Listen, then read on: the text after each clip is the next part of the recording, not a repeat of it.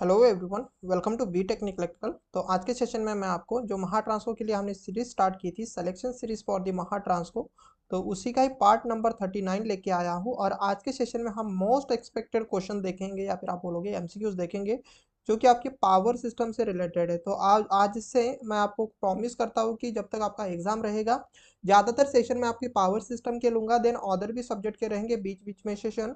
तो power system important है, इसीलिए मैं आपको ज़्यादातर सेशन पावर सिस्टम के ही देने वाला हूँ, राइट ना।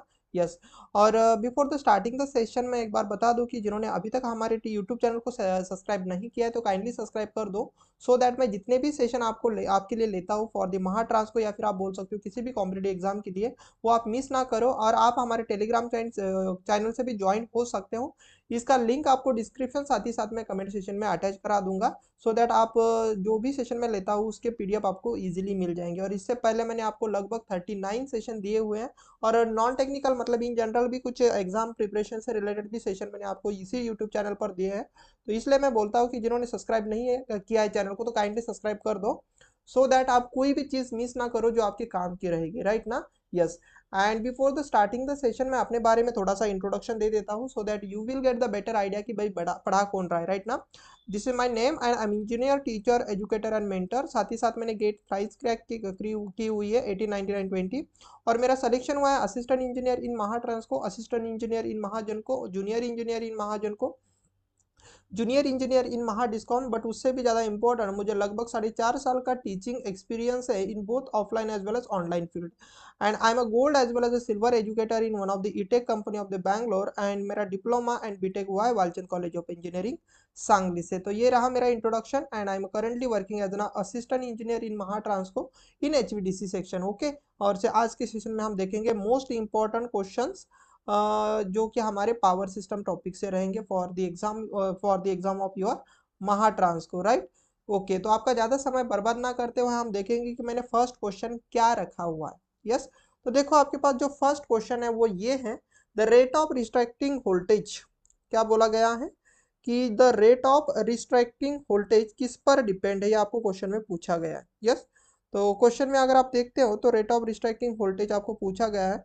तो मुझे बताना कि सबसे पहले इस तरीके के क्वेश्चन अगर आपको सॉल्व करने हैं तो आपको क्या पता होना जरूरी है। तो बेटा, अगर आपको इस तरीके के क्वेश्चन सॉल्व करने हैं तो आपको पता होना जरूरी है, सर जिसका भी रेट ऑफ रिस्ट्रिक्टिंग वोल्टेज पूछा है ना सर, उसका फॉर्मूला। तो क्या होता है बेटा, रेट ऑफ रिस्ट्रिक्टिंग वोल्टेज का फॉर्मूला, तो अगर आपने देखा होगा तो ये होता है आपके पास सिस्टम वोल्टेज इंटू 1 माइनस यहाँ पर होता है बेटा कॉस ऑफ ओमेगा टी। इस तरीके से होता है, राइट ना। यस। और ये जो ओमेगा टी है ये हमारे लिए क्या होती है, एक रेजोनेटिंग क्या होती है, फ्रीक्वेंसी होती है। तो आप इसको रेजोनेटिंग फ्रीक्वेंसी बोलते हो, राइट ना। यस, सभी को पता होगा। एंड रेजोनेटिंग फ्रीक्वेंसी का फॉर्मूला क्या होता है, तो रेजोनेटिंग फ्रीक्वेंसी का फॉर्मूला होता है 1/2 pi under root of L into C. तो अगर मैं इसमें ये चीज पुट कर दूं तो मेरा रेट ऑफ रिस्ट्राइकिंग वोल्टेज जो रहेगा उसको मैं क्या बोल सकता हूँ कि सर वो रहेगा system voltage multiply with cos of under one multiply with under root of 1/अंडर root of L into C bracket complete into T. तो इस तरीके से आप बोल सकते हो। तो देखो उन्होंने यही पूछा था कि बताओ ये रेट ऑफ रिस्ट्राइकिंग वोल्टेज किस पर डिपेंड होता है। तो अगर आप देखोगे तो रेट ऑफ रिस्ट्राइकिंग वोल्टेज आपके पास यल एंड सी पर प्रोपोर्शनल है। तो यल एंड सी दोनों में है ना। यस। तो इसका आंसर क्या रहेगा, inductance and the capacitance of the system only, इस पर ही आपके पास डिपेंड होता है। तो इस क्वेश्चन का जो आंसर होगा वो रहेगा आपके पास ऑप्शन नंबर डी। इतना प्यारा सा क्वेश्चन, नन्ना सा क्वेश्चन, कई बार ये क्वेश्चन आता है, राइट ना। यस। चलो नेक्स्ट क्वेश्चन देख लेते हैं, बहुत ही प्यारा सा क्वेश्चन, और मैं ज्यादातर न्यूमेरिकल पर फोकस करता हूँ, बट ठीक है हम देख लेते हैं क्या बोला। शंट रिएक्टर, ये एक रिएक्टर से मैंने क्वेश्चन लिया है। ऑफ 100 MVAR शंट रिएक्टर है, उसका MVAR कितना है 100, is operated at 98% of the rated voltage and 96% of the rated frequency पर वो ऑपरेट हो रहा है। देन उन्होंने बोला है what is the reactive power absorb by the reactor. Yes. तो रिएक्टर की जो absorb reactive sorry reactive power absorb reactive power रहेगी वो क्या रहेगी आपको पूछा गया। यस। तो अगर आप सभी को पता होगा तो मुझे बताओ कि रिएक्टर के केस में बेटा जो रिएक्टिव पावर होती है उसका फॉर्मूला क्या होता है, तो आप क्या बोलोगे सर, वोल्टेज का square divided by sir system का रिएक्टेंस, राइट ना। Yes, getting this idea. Yes, तो अगर मैं इसी को सॉल्व करूँ तो आप क्या बोलोगे सर, यहाँ पर आप बोल सकते हो सर वोल्टेज का स्क्वायर डिवाइडेड बाय रिएक्टेंस मतलब 2πf इंटू एल। यस, सही बात है ना। यस, तो आप ऐसा बोल सकते हो। तो बेटा मुझे यहाँ से बताना कि जो रिएक्टिव पावर है वो किस पर प्रोपोर्शनल है, तो यहाँ पर अगर देखो वोल्टेज एंड फ्रीक्वेंसी के बारे में जिक्र किया गया है यहाँ पर, rated frequency and rated voltage, मतलब rated voltage and rated frequency के हिसाब से रिएक्टिव पावर कैसे प्रोपोर्शनल है। सो वोल्टेज के लिए सर सीधा सीधा स्क्वायर पर प्रोपोर्शनल है एंड फ्रीक्वेंसी पर सर इनवर्सली प्रोपोर्शनल है, right.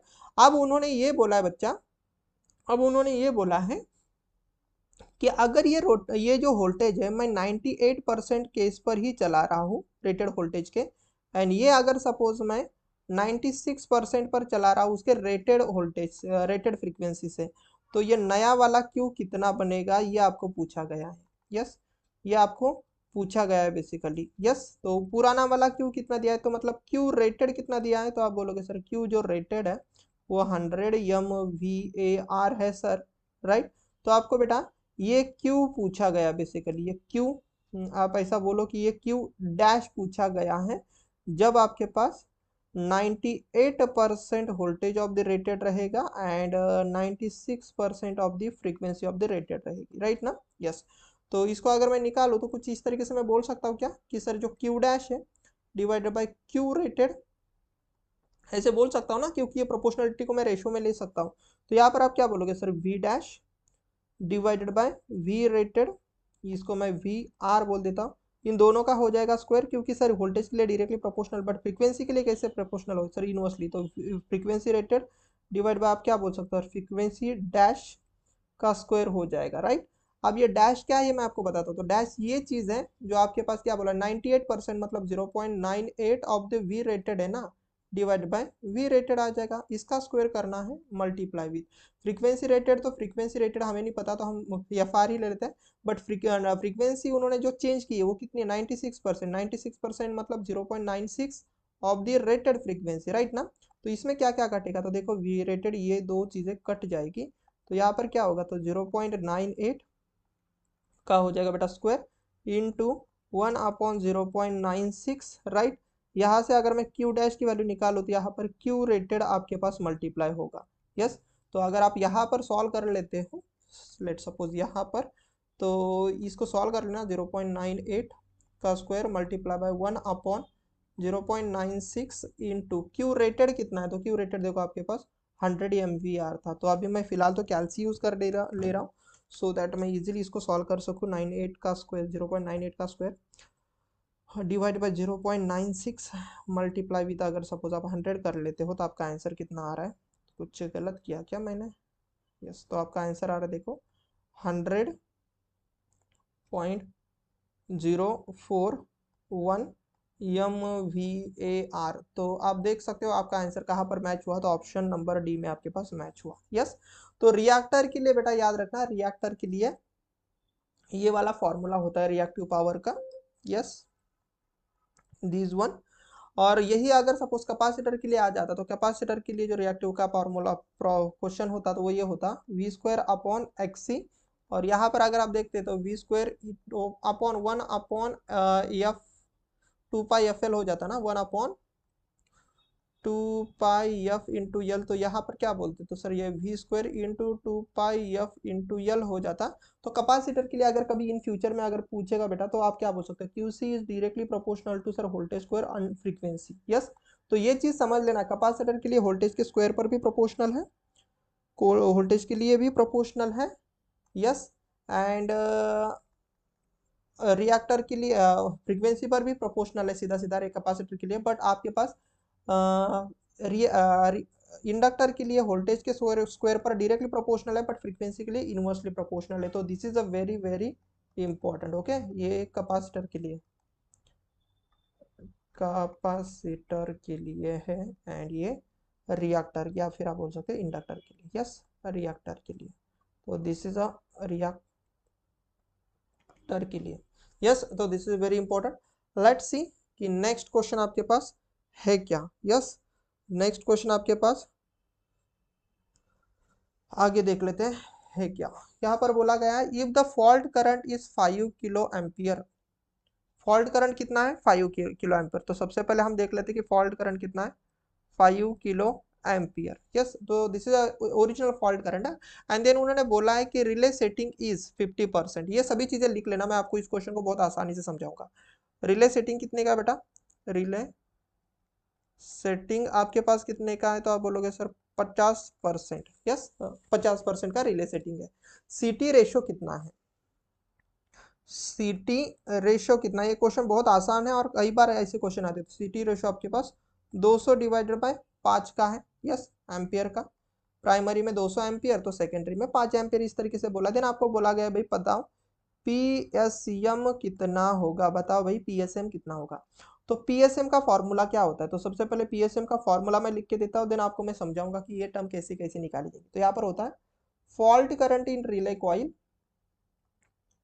Fault current in relay coil,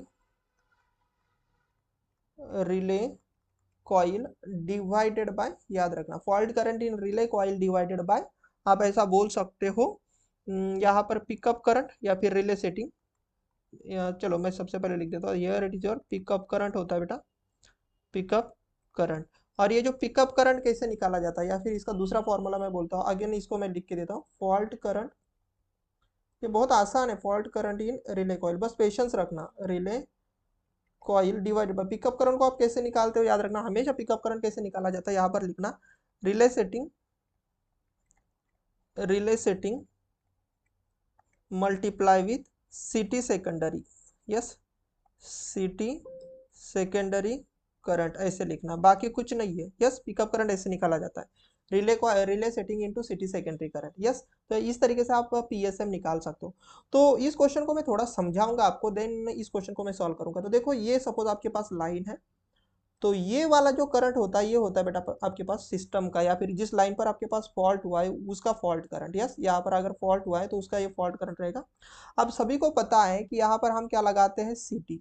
then सीटी का जो आउटपुट होता है किसके लिए होता है बेटा? सीटी का आउटपुट आपके पास रिले कॉइल के लिए होता है, राइट ना। अब ये जब रिले कॉइल का आपके पास आउटपुट जो मिलेगा वो किसके लिए मिलेगा? तो इसका आउटपुट आपको मिलेगा यहाँ पर सर्किट ब्रेकर के लिए। अगर ये सर्किट ब्रेकर रहेगा तो रिले कॉइल का आउटपुट आपको कहाँ पर मिलेगा? सर्किट ब्रेकर के लिए लगेगा। यस, तो जो रिले में कॉइल रहेगी, ध्यान से देखना, जो रिले में कॉइल रहेगी, बेसिकली इस रिले में जो कॉइल रहेगी, ध्यान से सुनना, इस रिले में कॉइल जो रहेगी उस रिले में कौन सा करंट आएगा? तो आप क्या बोलोगे, सर ये सीटी के रेशो के हिसाब से आएगा। सर ये सीटी रेशो के हिसाब से आएगा, राइट ना। यस, तो थोड़ा सा समझने की कोशिश करना, रिले में कॉइल कितना करंट, रिले कॉइल में फॉल्ट करंट कितना जाएगा। तो बताओ ये जो फॉल्ट करंट है बेटा, ये 5 एम्पियर का करंट फिलहाल आपके पास अभी ये वाला है, 5 किलो एम्पियर। ये फॉल्ट करंट है लाइन में से जाने वाला। बट पीएसएम निकालते वक्त आपको फॉर्मूले में क्या है, fault current in relay coil, relay coil में जाने वाला फॉल्ट करंट। तो मतलब हमें सर इस सीटी के रेशो के हिसाब से क्या करना पड़ेगा, रिले कॉइल का करंट निकालना पड़ेगा। तो ऐसा समझो कि ये सीटी है, फॉर एग्जांपल समझाने के लिए मैं बोल रहा हूँ कि यहाँ पर समझो, अभी समझ सकते हो कि ये हमारी सीटी है ना। यस, थोड़ा सा समझ लो भाई, और यहाँ पर आपका रिले है। अब आपको समझ में आएगी चीजें और कभी जिंदगी में ये क्वेश्चन रॉन्ग नहीं करोगे, राइट ना। तो बेटा यहाँ का करंट आपके पास कितना है? तो 5 kilo ampere fault current, line का फॉल्ट करंट। अब इस सीटी का रेशियो कितना है? तो सीटी का रेशियो अगर आप देखोगे तो सर 400 बाय 5 एम्पियर का सीटी का रेशियो है। मतलब जब इस लाइन में उन्होंने ये बोला है, जब इस लाइन में ऐसा समझो, जब इस लाइन में आपके पास 400 एम्पियर का करंट फ्लो होगा, तब उसके करस्पॉन्डिंग इस रिले कॉइल में कितने एम्पियर का करंट जाएगा? तो वो बोलेंगे 5 एम्पियर का करंट जाएगा। यस, अब समझ में आ रहा है। यस, अब ध्यान से सुनना, इस क्वेश्चन में मुझे बताओ एक्चुअल में कितना करंट फ्लो हो रहा है। तो आप बोलोगे सर एक्चुअल में सर 5 एम्पियर का करंट फ्लो हो रहा है, तो 5 एम्पियर, सॉरी 5 किलो एम्पियर का करंट फ्लो हो रहा है, तो 5 किलो एम्पियर के हिसाब से यहाँ पर कितना करंट जाएगा वो हमें करंट चाहिए basically. It means you require the current, fault current in a relay coil corresponding to this current, corresponding to this fault current. तो आप कैसे निकालोगे? तो आप बोलोगे सर देखो इसको मैं रेशो बताता हूँ, बहुत ही आसानी से हम इसको सॉल्व कर लेते हैं। कैसे सॉल्व करोगे? देखो 400 एम्पियर के लिए वो दे रहा है सर 5 का ये करंट। तो बताओ भाई 500 किलो एम्पियर के लिए 500 किलो एम्पियर मतलब मैं इसको ऐसे लिख सकता हूँ, सॉरी 5 किलो एम्पियर मतलब 1 2 3। और ये आपको पूछेगा कि भाई रिले कॉइल क्या रहेगा, fault current in relay coil क्या रहेगा। तो बाकी कुछ नहीं बेटा, इसका रेशियो लेना है बस आपको। तो आप अगर देखोगे तो देखना कितना आसानी से मैंने आपको समझाया। तो आप क्या बोलोगे sir, 5 multiply with sir 500 divide by आप कितना करोगे सर, ये 400। यस, बच्चों वाला खेल है भाई, इसको समझ समझ में आने के बाद ये कुछ भी नहीं।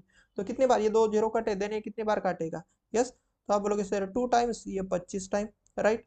तो 25 और ये 125 डिवाइड बाई 2। यस, सॉल्व कर लेना बस। तो 125 डिवाइड बाई 2, ये शायद से मैंने सही किया है। यस, तो मैं अभी तो फिलहाल कैलसीपर यूज़ कर ले रहा हूँ, क्योंकि मुझे गलत नहीं करना भाई, मतलब जो यहाँ पर कुछ चीज़ें गलत बढ़ा दूंगा तो बाद में आप कमेंट करते बैठते हो। तो इसका आंसर कितना होगा, तो देखो ये 62.5 एम्पियर। तो ये fault current in relay coil हुआ, रिले कॉइल में जाने वाला फॉल्ट करंट। अब ये करंट जैसे मिल जाएगा आप पीएसएम निकाल सकते हो। तो ये देखो 62.5, ये समझाते हुए टाइम लगा नहीं, तो ये क्वेश्चन तो 2 सेकंड का था। तो सिटी सेट देखो बेटा, सिटी रिले का सेटिंग कितना है, 500 कितना सर, 50%। 50% मतलब 50 डिवाइड बाय 100। और सिटी का सेकेंडरी का करंट कितना है, तो सर 5 करंट। यस, तो इसको आप कैसे सॉल्व कर लोगे, 62.5 मल्टीप्लाई बाई, ये 100 ऊपर होगा, डिवाइड बाय 5 5 25 हो जाएगा, और ये 0, राइट ना। अब यहाँ से ये 0 0 काटना, अब ये बच्चा बच्चा कर लेगा, तो ये 5 टाइम्स काटेगा बच्चा, और ये कितने बार काटेगा, 2 टाइम्स, राइट ना। यस, अब इसको अगर मैं 2 टाइम्स मल्टीप्लाई करा दूंगा, तो ये फिर से आपके पास कितना बनेगा, तो ये बनेगा 125 bye 5, right.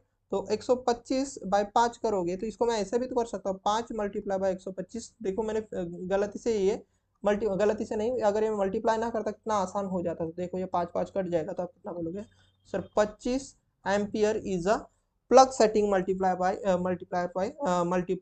For this question, right. तो इसको मैं फिर से एक बार कैलसी पर भी वेरीफाई कर लेता हूँ क्या मैंने सही किया। तो बिल्कुल सही किया, राइट ना। यस, तो देखो बिना कैलसी के मैंने क्वेश्चन को कैसे सॉल्व किया है, तो ये आप देख सकते हो, इतने आसानी से मैंने क्वेश्चन को सॉल्व किया।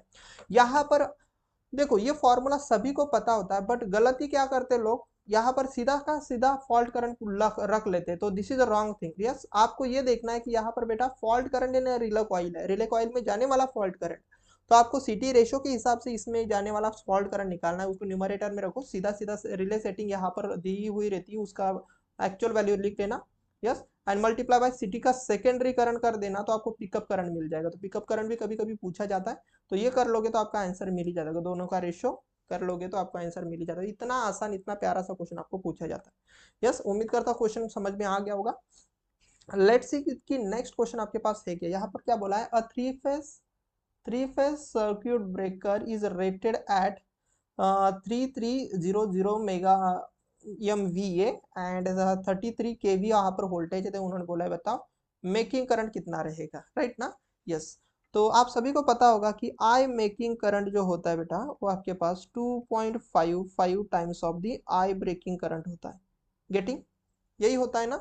आई मेकिंग करंट कितना होता है आपके पास, 2.55 times of I breaking current होता है कि नहीं होता है। यस, तो आप मुझे क्या करना पड़ेगा, तो मुझे सर करना पड़ेगा, सर क्या करना पड़ेगा, तो मुझे करना पड़ेगा बेटा, तो यहाँ पर मुझे करना पड़ेगा सर आई ब्रेकिंग करंट कितना है ये निकालना पड़ेगा।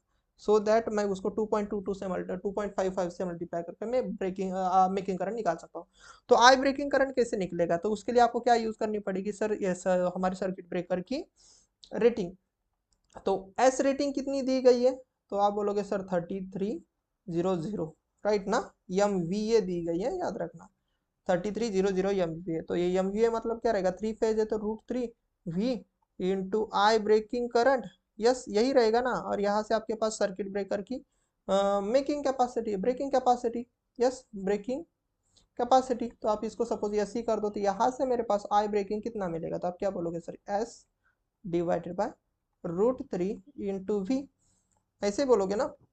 यस, तो S की वैल्यू पुट कर लेना, 3 3 1 2 3 10, 3 नहीं भाई, दो ही बार है ना। यस, तो यहाँ पर पुट कर दो, तो कितना आएगा 3300 into 10⁻6 divided by √3 into VL मतलब 33 इंटू 10⁻3 आ जाएगा। तो देखो ये 10⁻3 इसको खा जाएगा, तो यहाँ पर 10⁻3 बचेगा। यस, तो ये अगर खा जाएगा यहाँ पर कितने का बचेगा, तो सर ये 1 टाइम्स मतलब ये 2 जीरो यहाँ पर आ जाएंगे। तो यहाँ पर अगर हम सॉल्व कर लेते हैं तो क्या हो जाएगा आंसर, तो 100 into 10⁻³ divide by √3, yes ampere इतना करंट हो जाएगा। तो ठीक है, तो इसको मैं ऐसे बोल सकता हूँ क्या कि 100 डिवाइड बाय √3, यस, और ये 10⁻³ है मतलब इसको मैं किलो एम्पियर बोल सकता हूँ। तो this is my I breaking current और नॉट, राइट।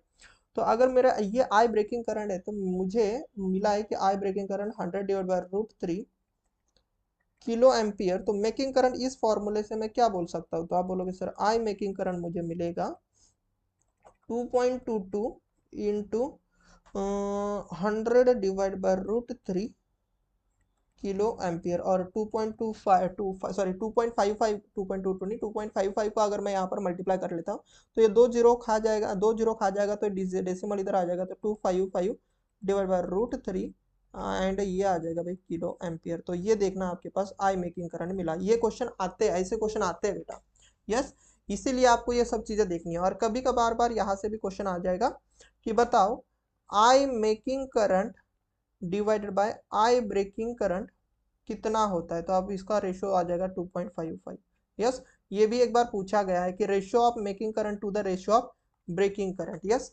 अब हो सकता है कि ऐसा क्वेश्चन पहले कभी इन फ्यूचर पूछा गया है, बट मैं आपको बोलता हूँ मुझे एक चीज बताना। अब अगर एग्जामिनर को पेपर सेट करना रहेगा तो आप वो ऐसा भी बोल सकता है ना कि I breaking current to the I making current, इसका रेशियो क्या रहेगा, तो आप क्या बोलोगे सर इसका रेसिप्रोकल ले लो। तो 2.55 का रेसिप्रोकल या तो आप बोलोगे 1/1/2.55, या ऐसा ऑप्शन में हो सकता है, या फिर इसको ही आगे सॉल्व करके इसका आंसर दे सकता है। तो ये आपके नोट्स में लिख लेना, 1/2.55 का जो रेसिप्रोकल होता है तो बेटा ये 0.392 होता है। तो ये भी आपको एग्जामिनर पूछ सकता है। तो पेपर सेट करने में कुछ नहीं लगता बेटा, नया क्वेश्चन बनाने में थोड़ी इधर उधर चीजें कर ली ना पेपर बन जाता है, राइट ना। तो ये हो सकता है आपको पूछ ले। और यहाँ से और एक बार क्वेश्चन पूछा गया था कि जैसे कि हमें पता है कि आई मेकिंग करंट हमारे पास कितना होता है 2.55 इंटू आई ब्रेकिंग करंट। तो अगर आप देख रहे होंगे तो मुझे एक चीज बताना, ये ब्रेकिंग करंट है, तो आप मुझे बताना कि आपका हमेशा आई मेकिंग करंट बड़ा ही रहेगा कि नहीं रहेगा आपके पास ब्रेकिंग करंट से, यस। तो ये भी आप बोल सकते हो कि always your I making current is greater than I breaking current, yes. तो वैसे ही मुझे बताना कि मैं ऐसा भी तो बोल सकता हूँ ना कि आई ब्रेकिंग करंट हमारा ऑलवेज छोटू रहेगा आई मेकिंग करंट से। तो क्वेश्चन बनाने के लिए लॉट्स ऑफ वे होते हैं कि कोई कैसे भी क्वेश्चन बना सकता है, यस। वैसे ही मुझे बताओ कि ये आपके पास ब्रेकिंग करंट के हिसाब से ये जो रेटिंग बनी, जो सर्किट ब्रेकर की रेटिंग है, this is my breaking current breaking capacity और नॉट, यस। तो अगर वोल्टेज सबके लिए सेम रहता है तो करंट के हिसाब से इसकी रेटिंग भी चेंज हो सकती है। मतलब अगर मुझे मेकिंग कैपेसिटी बनानी है तो वो क्या मैं बना सकता हूँ, तो आप वो मैं ऐसे बना सकता हूँ √3 into system voltage into I making current, yes, getting my point, yes. तो इसको क्या मैं ऐसा नहीं बोल सकता कि √3 into V into 2.55 into I breaking current में बोल सकता हूँ कि नहीं बोल सकता, थोड़ा ध्यान देना अभी। और इसमें से अगर मैं 2.55 को अगर बाहर निकालू तो ये क्या बनेगा, √3 into V into I breaking current मिलेगा कि नहीं मिलेगा, यस। तो इसका मतलब I making current sorry I making नहीं यस मेकिंग अगर मैं देखता हूँ तो ये भी आपके पास 2.55 इंटू ये चीज है क्या, तो आप बोलोगे सर ये जो चीज आपको दिख रही है सर ये एस ब्रेकिंग है सर, यस ब्रेकिंग है। तो आप ये भी तो बोल सकते हो कि yes making is equal to 2.55 into yes breaking हम बोल सकते हैं। तो this is also very important बेटा, यस। तो ये सब चीजें आपको याद रखनी है, आपके एग्जाम से रिलेटेड है। ये इंपॉर्टेंट क्वेश्चन मैंने दिए, ये जितने भी मैंने फॉर्मूले दिए, जितने भी रेशोज दिए, ये सभी इंपॉर्टेंट है।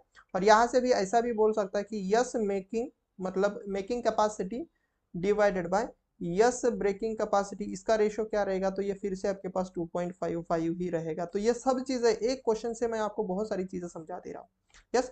इसीलिए सेशन होते हैं। देखो क्वेश्चन में ना ऐसा कुछ नहीं होता कि मतलब बहुत सारी चीजें डिफिकल्ट ये वो ऐसा कुछ, क्वेश्चन को अच्छे से समझो सो दैट आप इजीली क्वेश्चन टैकल कर सकते हो।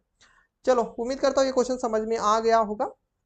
अब देख लेते हैं हम इस क्वेश्चन को, क्या बोला गया है, figure show in the single phase circuit for the analysing the circuit breaker operation, okay. The frequency of the restriking voltage is, मुझे बताओ रीस्ट्राइकिंग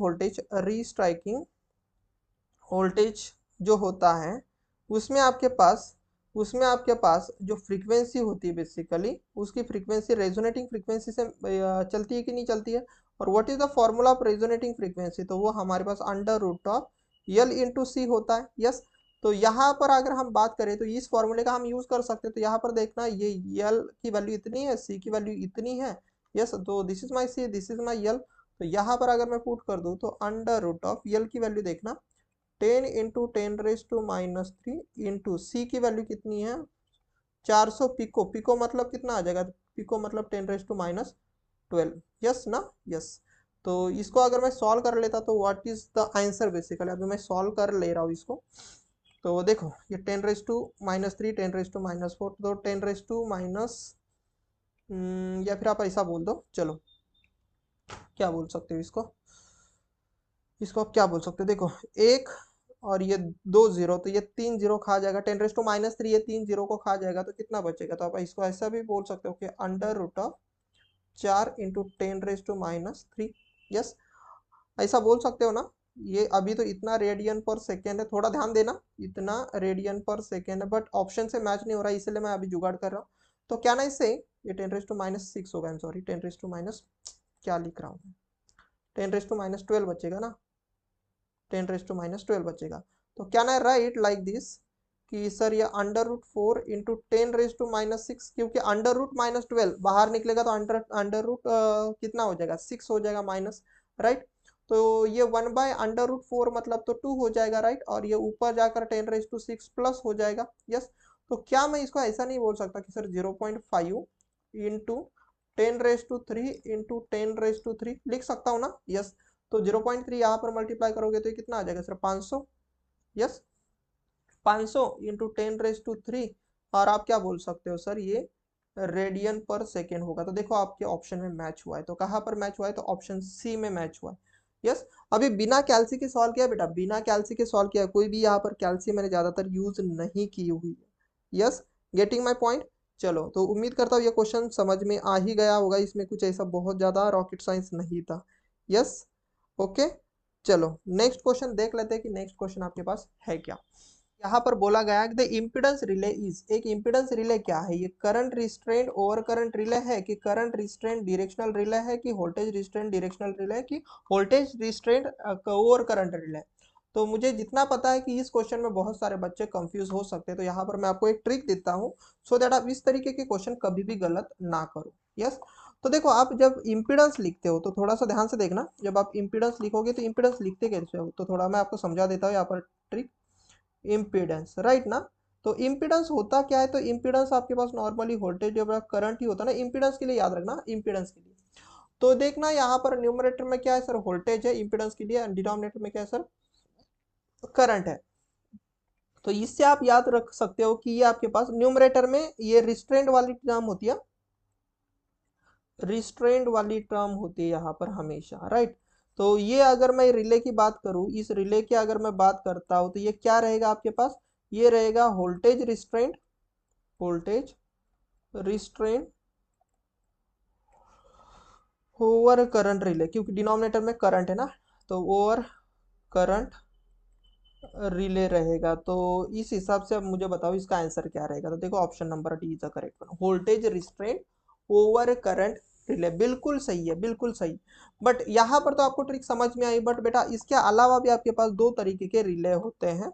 जैसे कि अगर आप यहाँ पर देखो तो पहला तो मो है, मो को मैं बाद में बताता हूँ, पहले मैं आपको रिएक्टेंस रिले बताता हूँ। तो एक रिएक्टेंस रिले क्या है इसको हम देखेंगे, ट्रिक के साथ ही देखेंगे। तो रिएक्टेंस बेसिकली हम बेटा किससे दिखाते हैं, तो रिएक्टेंस हम एक्स से दिखाते हैं ना। तो एक्स के लिए क्या आएगा, देखो ये रिएक्टेंस है तो ये भी आपके पास वोल्टेज जो है करंट ही रहेगा। अब ध्यान से देखना, अब ध्यान से देखना बेटा, इसमें भी आप कंफ्यूज हो सकते हो, तो सर ये भी वोल्टेज अपॉन करंट ही है और इम्पीडेंस भी वोल्टेज अपॉन करंट ही था। तो इससे आप ये समझ लो कि ये जो x है ये आपके पास x तो है ही, बट आप अपने दिमाग से इसको सपोज थोड़े 2 मिनट के लिए समझ लो कि आपको रॉन्ग का इंडिकेशन दे रहा है, ऐसे बोलते हैं ना रॉन्ग, यस। तो रॉन्ग का इंडिकेशन दे रहा है, तो रॉन्ग क्या बता रहा है, इसमें एक चीज रॉन्ग है, या तो न्यूमरेटर रॉन्ग है या तो डिनोमिनेटर रॉन्ग है। तो बेटा इसमें जो रॉन्ग है वो है आपके पास न्यूमरेटर। यस, इसके लिए जो रॉन्ग है वो है न्यूमरेटर, और न्यूमरेटर में आपके पास v के जगह पर यहाँ पर है बेटा सही चीज p। यस, सही जो चीज है वो आपके पास p है, तो इसका रेशियो क्या बनेगा, p divided by current. Basically ऐसा आप समझ लो, ये ट्रिक मैं आपको बता रहा हूँ। तो p से याद रखना, p is nothing but your power. Yes, p क्या आपके पास पावर, और पावर से मिलती है आपके पास डायरेक्शन। क्या मिलती है बेटा, डायरेक्शन।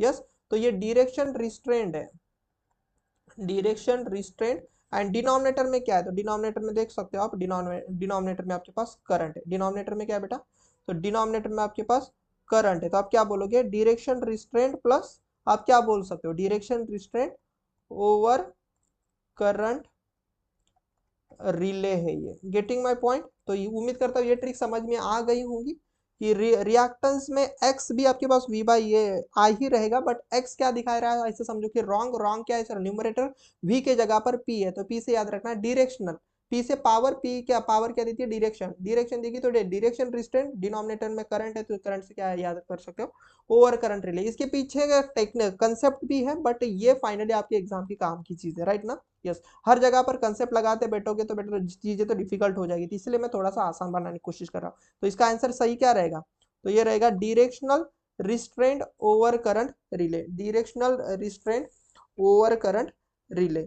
अब हम आते हैं एक और रिले के बारे में जो आपको कंफ्यूज करता है। तो ये तीन रिले आपको हमेशा कंफ्यूज करेंगे, तो इसीलिए मैं आपको ट्रिक दे रहा हूँ। देखो आपके पास क्या बोला गया है, मोहो रिले, राइट ना, मोहो रिले आपके पास दिया गया है।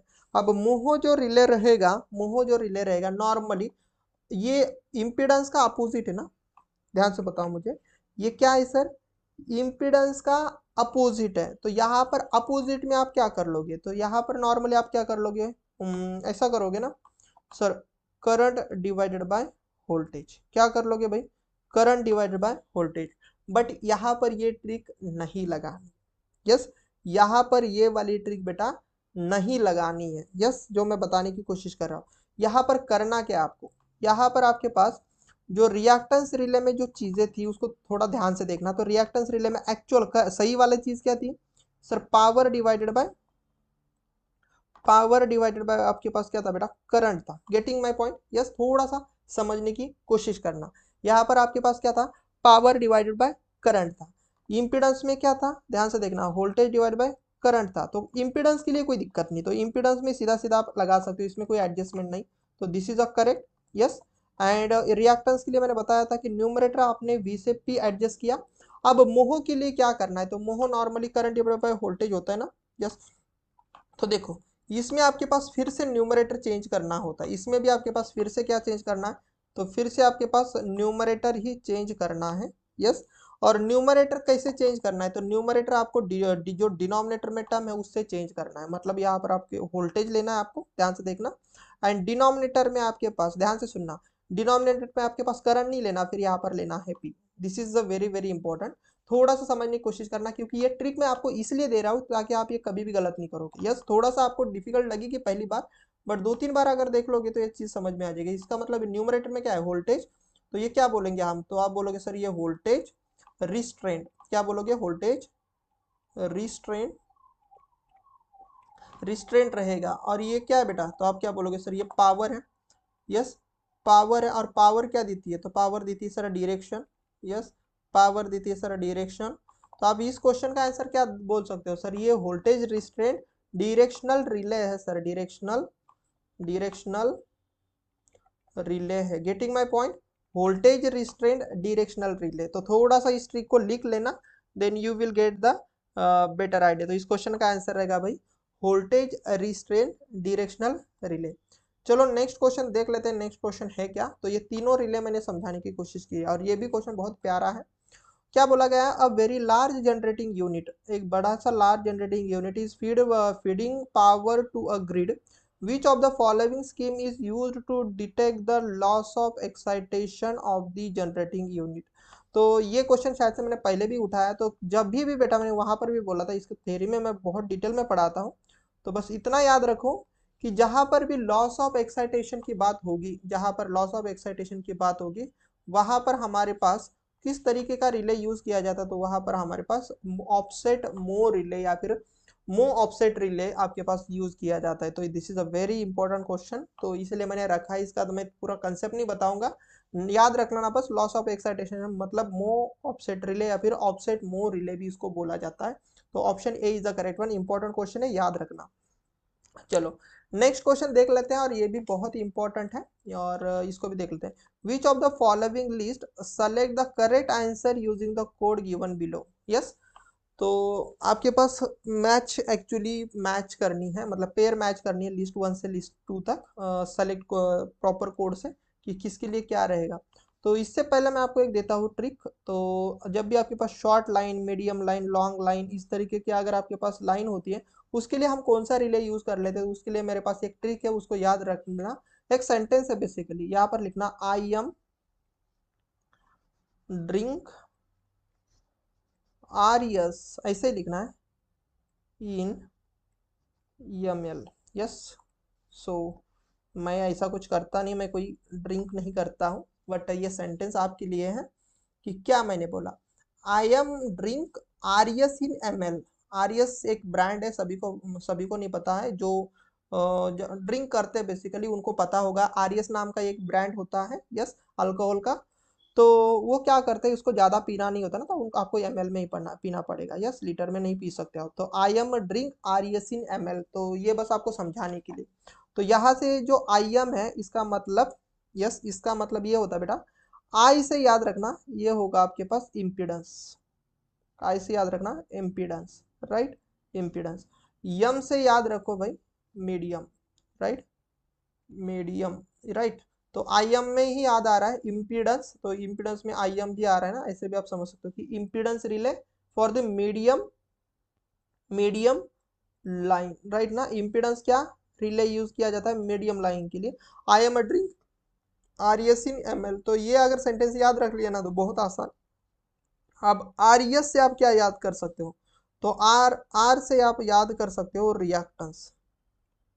क्या याद कर सकते हो आपका, reactance relay, reactance relay. Yes से क्या याद रख सकते हो, तो यस से आप याद कर सकते हो बेटा short, short transmission line, right. And M and L से याद कर सकते हो, तो यम मतलब मोहो, मोहो रिले किसके लिए यूज किया जाएगा आपके पास, लॉन्ग ट्रांसमिशन। यल मतलब लॉन्ग ट्रांसमिशन के लिए, लॉन्ग ट्रांसमिशन लाइन। तो this is a very important. So I am a drink R S in M L, मैं आर एस को एम एल में ड्रिंक करता हूँ। अगर इतना ये सेंटेंस याद कर लिया ना बेटा आपने, तो ये सब चीजें आपके लिए आसान है। I am drink, I am drink R S in M L, इतना ही काम की चीज है, I am R S M L. Yes, तो ये चीज याद रख लोगे तो आपके क्वेश्चन आसानी से सॉल्व हो जाएंगे। तो देखो शॉर्ट ट्रांसमिशन लाइन किसके लिए है सर, आर यस, यस से आर, तो सर 1, यस, तो इसके लिए 1 बनेगा। मीडियम एम एल, तो मीडियम ना, यस, आई एम इम्पीडेंस, तो impedance sorry I am impedance मतलब ये 2। लॉन्ग ट्रांसमिशन लाइन मतलब मोहो रिले, राइट ना, लॉन्ग मतलब मोहो रिले, तो यहाँ पर ये 3 आ जाएगा, यस। एंड जो अर्थ फॉल्ट होता है बेटा, वो आपके पास होता है रिएक्टेंस रिले से आपके पास शॉर्ट आउट होता है, यस। तो मुझे बताना कि आपके पास सीक्वेंस क्या होनी चाहिए, तो ए के लिए 1, बी के लिए 2, सी के लिए 3 एंड डी के लिए 1, तो ऑप्शन ए में इसका सही आंसर है। गेटिंग माई पॉइंट, यस, इतने आसानी से मैंने क्वेश्चन ले लिया।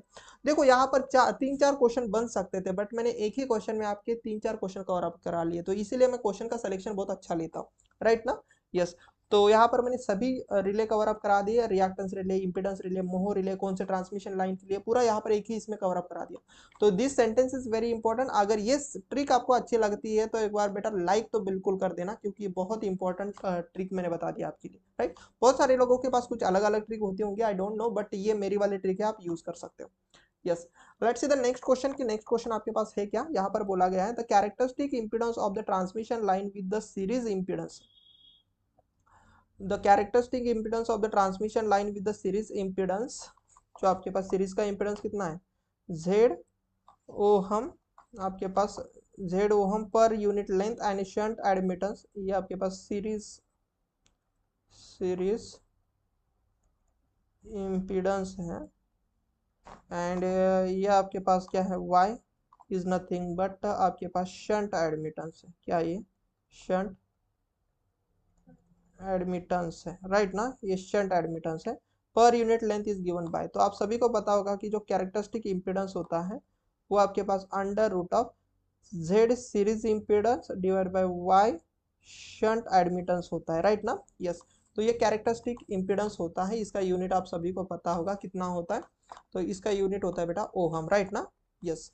एंड वेरी इंपॉर्टेंट थिंग, ये पर यूनिट लेंथ है ना, तो पर यूनिट लेंथ अगर आप देखोगे तो बेटा यल यल कट जा रहा है, तो इसमें लेंथ का कुछ भी लेना देना नहीं होता, यस याद रखना इसमें, किसमें, यस कैरेक्टरिस्टिक इम्पीडेंस में। तो यहाँ पर एक पॉइंट में लिख के दे रहा हूँ, इसको याद रखना, Z C is independent, is independent, जो भी मैं चीजें बता रहा हूँ ये काम की चीजें, is independent dependent independent of length of transmission line, length of transmission line. इसका मतलब सपोज मेरे पास एक ट्रांसमिशन लाइन है जिसकी लेंथ आपके पास 100 किलोमीटर है फॉर एग्जांपल, और उसका Z C for example 400 ohm है, यस। तो अगर मेरे पास दूसरी लाइन है वो 200 किलोमीटर की है, तो बेटा इसका भी जेड सी आपके पास 400 किलोमीटर का ही होगा। This is very very very important, क्योंकि जो लेंथ चेंज करने से आपके पास कैरेक्टरिस्टिक इम्पीडेंस चेंज नहीं होता है, इंडिपेंडेंट ऑफ द लेंथ होता है, यस। तो क्योंकि इसको लेंथ से मल्टीप्लाई करोगे, लेंथ से मल्टीप्लाई करो तो कैंसिल आउट हो जाएगा, तो इसीलिए कैरेक्टरिस्टिक इम्पीडेंस इंडिपेंडेंट होता है length of the transmission line पर। तो this is very very very important point, क्योंकि इसके ऊपर क्वेश्चन पूछे जाते हैं। एंड आगे मैं एक बार और चीज बता देता हूँ, अगर कभी स्पेसिफिकली आपके पास ZC केबल के लिए पूछा ना बेटा, केबल के लिए, तो इसकी फिक्स वैल्यू मैं बता देता हूँ। फिक्स मतलब एक रेंज के बीच में वैरी करती है, किसके लिए, केबल के लिए, एकदम अच्छे से लिख देता हूँ, केबल के लिए। तो इसकी वैल्यू आपके पास 40 से लेके 50 ओहम के बीच में वैरी कर लेती है, ओके, केबल के लिए। एंड जेड से अगर मैं सपोज ट्रांसमिशन लाइन के लिए बात करूँ, तो आप सपोज 400 से लेके 500 ओहम के बीच में ले सकते हो, ये फिक्स वैल्यू होती है, एक बार लिख लेना, मतलब कहीं ना कहीं लिख लेना बेटा, ये इंपॉर्टेंट है, राइट। कभी अगर पूछेगा ही तो ट्रांसमिशन लाइन के लिए जेड की वैल्यू कितनी रहेगी, यस। चलो नेक्स्ट क्वेश्चन देख लेते हैं, नेक्स्ट क्वेश्चन है क्या, and this is very important, inductance and capacitance of the cable is, cable का इंडक्टेंस दिया गया है, मतलब यल दिया गया है आपके पास, जो भी केबल है उसका 0.38 मिली हेनरी, एंड कैपेसिटेंस आपके पास केबल का दिया गया है कितना, 0.354 माइक्रोफाराड पर किलोमीटर रिस्पेक्टिवली, दोनों के लिए। The surge impedance of the lossless line, Z C की वैल्यू पूछी है बेसिकली आपके पास, एंड लॉसलेस लाइन है मतलब उसमें आर की वैल्यू है 0 एंड जी की भी वैल्यू कितनी है आपके पास 0, yes. This is for lossless line, lossless line की बात की गई है। तो सभी को पता है होगा कि जो ZC होता है बेटा वो क्या होता है sir, series impedance divide bye shunt admittance होता है। इसी को अगर मैं लिखूँ तो ऐसे लिख सकता था कि नहीं लिख सकता, R plus J into omega L divide by G plus J into omega C, लिखता हूँ कि नहीं लिखता हूँ। तो देखो लॉसलेस लाइन है बच्चा, तो लॉसलेस लाइन की बात की, this is very very important, line कैसी है, लॉसलेस लाइन है, तो इसमें आर एंड जी की वैल्यू 0 रहेगी, तो आपका ये फॉर्मूला क्या बनेगा, तो आप लोग sir 0 plus J omega L divide by 0 plus J omega C, तो आप क्या बोलोगे सर, ये चीज हमारे पास बच जाएगी ओनली यल बाई सी, क्यों, यस। तो ये कट जाएगा ना बेटा, इसलिए ये आपके पास क्या बनेगा, under root of L by C is nothing but your Z C, yes. तो ये आपके पास सर्ज इम्पिडेंस भी इसको बोला जाता है, या फिर आप बोल सकते हो characteristic impedance, getting my point. तो इसी से अगर मैं सपोज जेड सी निकालना चाहूँ केबल का, जिसमें यल एन सी की वैल्यू दी गई है, देखो अगर ना दी गई होती तो मैं 40 से 50 के बीच में कोई भी ऑप्शन पिक कर सकता था, बट यहाँ पर दी गई है तो वैल्यू मुझे पुट करनी पड़ेंगे, मतलब 0.38 इंटू 10⁻³ डिवाइडेड बाय 0.354 इंटू 10⁻⁻6। तो इसको सॉल्व कर लेना, तो अभी तो मैं फिलहाल कैलसी यूज कर ले रहा हूँ, तो कितना होगा 0.38 इंटू 10⁻⁻, चलो -3 को मैं छोड़ ही देता हूँ, 0.38 डिवाइडेड बाय 0.354 एंड इसका अगर मैं अंडर लेता हूँ तो कुछ गलत हो रहा है क्या? कुछ गलत हो रहा है क्या इसमें? 0.38 डिवाइड बाय 0.354, इसका अंडर रूट लेने से 0.133 the surge impedance of the transmission line. कुछ गलत हो रहा है क्या? पर किलोमीटर तो सही तो है, मैं तो सही तो कर रहा हूँ ना? यस, 0.333 जितना मुझे सही था, उसमें कोई गलत नहीं है। यल की वैल्यू है, एक सेकेंड, ये 10⁻³ हो जाएगा, ऊपर जाकर ये सब चीज़ें बन जाएगी। तो कितना बनेगा? 0.38 इंटू 10⁻³ बनेगा, डिवाइड बाई 0.354 हो जाएगा, राइट ना? यस। अब मैं इसको सॉल्व कर लेता हूँ। 0.35 इंटू 10⁻³ मतलब मल्टीप्लाई बाय 1000 डिवाइड बाय 0.354 करोगे एंड इसका अगर मैं अंडर रूट लेता हूँ तो आपका आंसर आ जाएगा। अब बिल्कुल सही है, यस। 32.76 ओहम आ जाएगा। तो this is your ZC for that cable, right ना? तो वेयर इज योर आंसर? तो आंसर आप देख सकते हो, ऑप्शन नंबर सी में आपके पास आपका आंसर है, यस। तो उम्मीद करता हूँ ये क्वेश्चन समझ में आ गया होगा। देन हम आते हैं नेक्स्ट टॉपिक के ऊपर, सॉरी नेक्स्ट क्वेश्चन के ऊपर। नेक्स्ट क्वेश्चन हमारे पास है क्या? देखो क्या बोला गया। The surge impedance of the 50 kilometre long transmission line, long underground cable, एक केबल है जो कि 50 किलोमीटर का है, तो उसके लिए जो सर्ज इम्पीडेंस दिया गया है वो 50 ओहम का दिया गया है। देन उन्होंने बोला है कि 100 किलोमीटर अगर मैं वो केबल लेके जाऊँ तो बताओ हमारे लिए ZC कितना रहेगा, ऐसा उन्होंने बोला। तो मैंने अभी अभी बोला ना कि ZC क्या है sir? Independent of length, length होता है। अब चाहे लेंथ केबल का रहे या फिर ट्रांसमिशन का रहे, तो बात तो एक ही है ना। तो इसका मतलब सर इस केस में भी सर उतनी ही वैल्यू रहेगी जितनी प्रीवियस थी। तो इसका मतलब इस क्वेश्चन का भी आंसर कितना रहेगा बेटा? 50 ओहम ही रहेगा। तो यहाँ पर आप रेशो लगाने लगते हो सर, 50 के लिए 50 ओहम, तो सर मतलब 50 के लिए 50 ओहम, तो सर 100 के लिए 100 ओहम हो जाएगा। तो देखो आपके पास ऑप्शन वेट भी कर रहा है कि आप ऑप्शन ए लगा दो, but that is a wrong thing, right ना? तो option C is the correct one. अब यहाँ पर हम देख लेते हैं क्वेश्चन क्या है। The surge impedance loading of the line is proportional to. अब आपको एक चीज पता होगी कि जो सर्ज इम्पीडेंस लोडिंग होती है SIL, वो आपके पास V² अपॉन सर्ज इम्पीडेंस होता है, राइट ना? सिस्टम का वोल्टेज का square divide by surge impedance होता है। तो इसका मतलब सर्ज इम्पीडेंस लोडिंग किस पर प्रोपोर्शनल सर? वोल्टेज के स्क्वायर पर प्रोपोर्शनल। तो वेयर इज योर आंसर? तो ये क्वेश्चन इंपॉर्टेंट है, लगता होगा छोटू मोटू, बट ये इंपॉर्टेंट है बेटा। तो इसीलिए ये क्वेश्चन का आंसर हो जाएगा option C is the correct one, right ना? यस। चलो, अब आपको क्वेश्चन क्या बोला गया है? यहाँ पर बोला गया है कि the surge impedance of the system, जिसमें वोल्टेज देखो, लाइन वोल्टेज कितना दे गया? 132 kilo volt. Transmission line is surge impedance ZC की वैल्यू कितनी दी गई? 1000। देन उन्होंने बोला है कि सर्ज इम्पीडेंस लोडिंग कितनी रहेगी, मतलब SIL कितना रहेगा? बेसिकली SIL कितना रहेगा, यही आपको चीजें पूछी हुई है। तो बताओ SIL का फॉर्मूला क्या है? तो अभी अभी हमने देखा ना कि सर जो SIL है वो सर VL का स्क्वायर या फिर सिस्टम वोल्टेज का स्क्वायर डिवाइड बाय ZC हम बोलते हैं।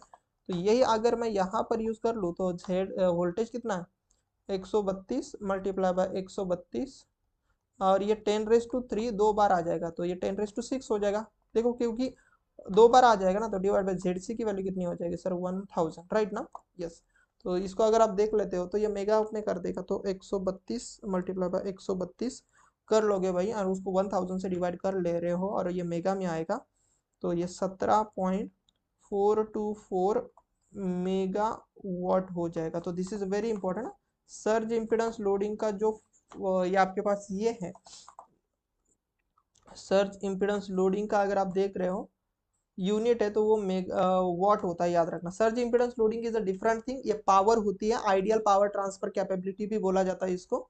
एंड सर्ज इम्पीडेंस एक इम्पीडेंस होता है जिसका यूनिट ओहम होता है। तो this is very very important. Let's see कि आपके पास नेक्स्ट क्वेश्चन है क्या। यस। तो देखो यहाँ पर क्वेश्चन मैंने अभी अभी शायद चीज के बारे में बताया भी दिया था कि surge impedance surge impedance of the underground cable के लिए कितना होता है, तो 40 से 50 के बीच में, तो इसका मतलब ऑप्शन सी सही रहेगा।